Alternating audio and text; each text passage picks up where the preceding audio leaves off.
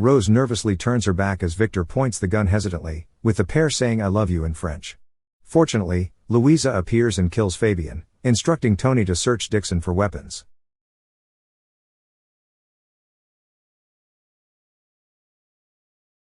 The movie begins by showing a 54-year-old solitary English gentleman named Victor Maynard, a highly skilled hitman from a distinguished line of professional assassins in the London boroughs. Victor had recently accomplished his 47th target on the kill list, receiving a bountiful payment of British pounds that were purposefully cut in half due to his client's policy of a half now, half later payment. He learns French through a recording tape as he fixes the paper notes in his house. Upon stepping out, he kills a jeweler and kidnaps his pet parrot, who annoyingly confesses its love for him after being held at gunpoint. That afternoon, Victor arrives at Memory Lane, an assisted living home for retirees, where his intimidating widowed mother, Louisa, is staying. During the visit, she expresses concern about him preserving the family reputation while gifting him a scrapbook featuring newspaper clippings of all his victims during his assassination tenure. She hopes he will settle down with someone since he is already in his 50s. Elsewhere, clever con artist Rose is coercing her friend Jerry Bailey, a restoration painter at the National Gallery, to provide a duplicate artwork of Rembrandt, which she will sell to a buyer. After preparing her scheme and wearing a disguise, she meets with a billionaire, Mr. Ferguson, and offers the fake painting for a hefty price of £900,000. The sale pushes through with approval from an inspector who declares the painting authentic. Rose then immediately packs up the real Rembrandt and the money bag inside a getaway van and escapes. Later, Mr. Ferguson is enthused over his newly acquired masterpiece until he notices a smudge on his face when he touches the painting.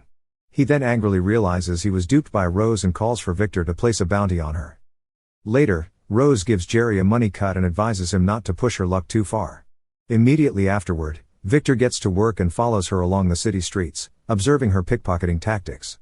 Thinking he has cornered her in a changing room, he shoots the cloth cover, only to see Rose on the other side of the street wearing a headdress. He follows her inside a cafe, where she changes clothes before leaving for a motel. Once there, she entices the attendant for a room key and a night with him for sexual intimacy. Victor seizes the opportunity to perch on another building's balcony and attempts to snipe her, only to obstruct the view. After spending the night listening to her arousing screams, he awakens and prepares to shoot her, only to stop as he seems infatuated with her. He confesses his failure to his mother, who urges him to correct his mistakes to save his reputation. Not long after, Victor corners Rose at a parking garage, only to save her from one of Mr. Ferguson's bodyguards, Barney, by killing him. Amid the confusion, he gets inside her car with her but gets spooked by another bodyguard, Mike. As the pair are forced against a wall, Mike gets shot by a homeless bystander, Tony, who picked up Barney's gun by accident. The scared young man relinquishes the weapon to Victor, who becomes sympathetic and commends him for using restraint instead of killing the bodyguard. After hiding a knocked-out Mike in the stairwell, Victor tries to kill him, but Tony stops him, convincing him to escape before the police arrive. As Tony leaves, Rose profusely thanks Victor for the accidental rescue and offers him a half-sum payment to protect her. When asked about his profession, he claims to be an undercover detective chasing after a client's cheating wife. Chaos ensues as Mike awakens and shoots their car, forcing them to flee with Tony, who gets run over. Now, on the run, Victor decides to lay low with Rose and Tony in a luxurious hotel room. Unbeknownst to him, however, Mr. Ferguson is staying in another suite opposite their own. Once inside, Victor moves around the furniture to prepare a defensive position, but Rose could be more enthusiastic about listening to his instructions while Tony immerses himself in a soccer match on TV. By evening, Rose steps out, much to the hitman's consternation. He requests that Tony help him look after her, taking him under his wing as an apprentice after mulling over whether he is interested in the young man. At the bar, he apologizes to Rose for being slightly unpleasant, and the pair chat for a while until the con artist tries to flirt with the bartender after feeling exasperated by his ramblings. Meanwhile, the incompetent Mike returns to Mr. Ferguson with a bruised arm as he tries to explain why the plan went awry, leading to Barney's death. As Mr. Ferguson reprimands him, a drunk Rose mistakenly knocks at his door, believing it is her room. Fortunately, Victor guides her and apologizes to Ferguson, with the pair failing to recognize each other, having never met. Exhausted, the con artist leaves her boots outside and reluctantly sleeps on the bed with Tony while Victor stands guard. The following day, Mr. Ferguson is visited by a second-class hitman, Hector Dixon, with whom he confides about his predicament about the hitman he hired having a change of heart.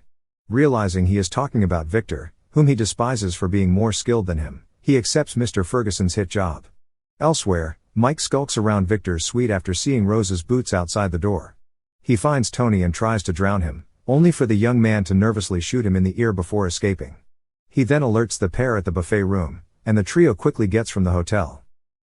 Not long after, Mike alerts Mr. Ferguson about their escape as he points at the red Mini Cooper Rose revealed she stole the previous day. The pair then chase after the trio on the narrow streets as Victor urges the con artist to give him the wheel. After some minutes of driving through traffic, they lose Mr. Ferguson and Mike, who crash into a barrier while trying to avoid a mother pushing her baby's carriage. Though out of danger, Victor furiously declares they must get out of town, fearing the police will get involved. Despite this, Rose feels entitled to his services since she promises to pay him £30,000 weekly for protection, much to Tony's surprise. The trio then stops at a gas station when she demands restroom use.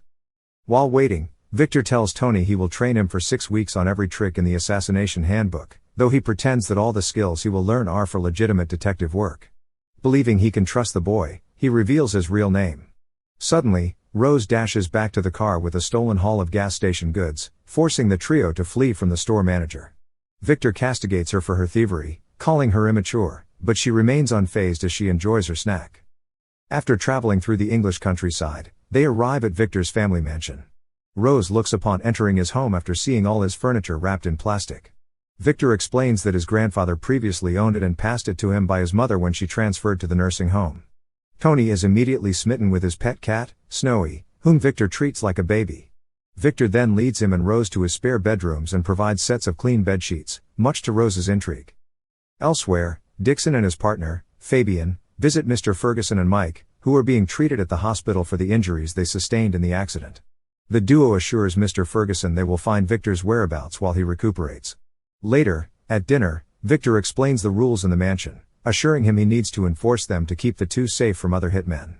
2 hours after midnight, he becomes troubled in bed due to the noise in Rose's room.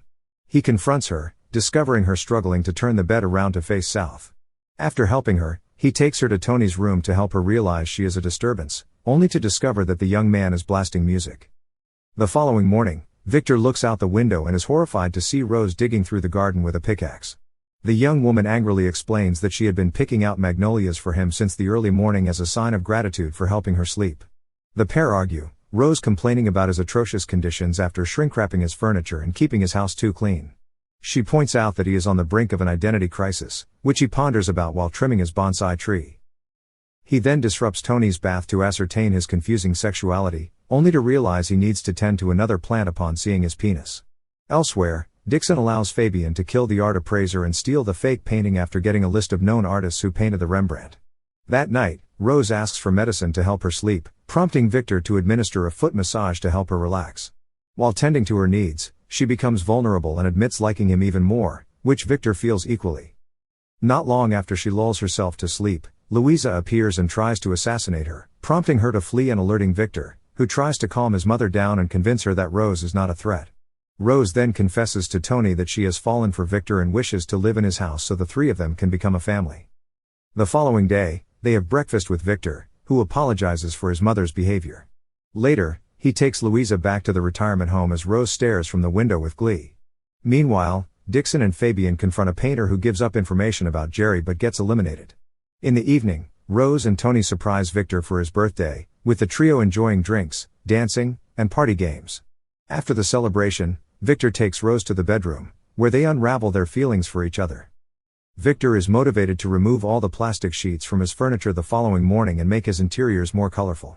Unbeknownst to him, Rose discovers his ruse after rummaging through his closet and finding the scrapbook, a note from his father about his first gun, and pictures of his past targets, including hers. As she prepares to escape, Victor and Tony summon her out of the room for a surprise. Rose fearfully plays along as she gets blindfolded and brought to the stairs. However, she forcefully breaks away from the pair and holds them at gunpoint, believing she is to be eliminated. Victor tearfully admits the truth, and Rose abruptly leaves, heartbroken. He then assures Tony that he has no intention of killing him.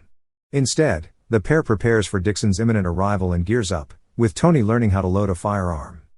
Rose returns to Jerry the following morning, only to find him murdered by Dixon and Fabian, who appear behind the artwork. When she refuses to reveal information about Victor, Dixon threatens to cut off Jerry's finger and feed it to her, much to Fabian's disgust. Not long after, they arrive at the family house and corner Victor and Tony inside the barn. After making pleasantries, Victor reveals he abandoned his contract after falling for Rose. Dixon then allows him to correct his mistake and kill Rose before he gets assassinated. Rose nervously turns her back as Victor points the gun hesitantly, with the pair saying "I love you" in French. Fortunately, Louisa appears and kills Fabian, instructing Tony to search Dixon for weapons.